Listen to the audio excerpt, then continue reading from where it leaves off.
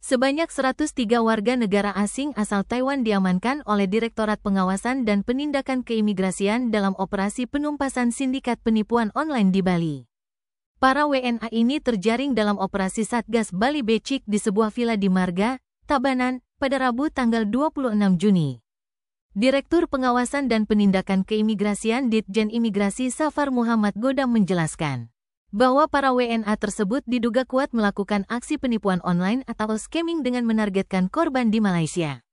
Setelah dilakukan pemeriksaan, diketahui bahwa 103 WNA ini tidak ada hubungannya dengan tindak pidana judi online, penyelundupan manusia, maupun peretasan terhadap server milik Kominfo.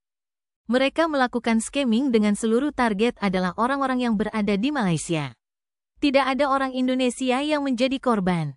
Mereka sengaja beroperasi di Bali sebagai pola kamuflase. Maka dari itu, perbuatan para orang asing ini tidak terpenuhi unsur tindak pidananya di Indonesia.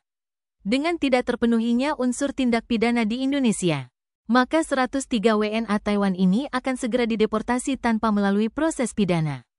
Karena tindakan imigrasi memang berfokus pada pelanggaran terhadap izin tinggal yang para WNA itu lakukan.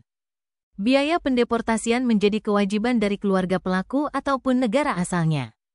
Sembari menunggu tindak lanjut dari pemerintah Taiwan, ratusan orang ini sementara didetensi di Rudenim Denpasar.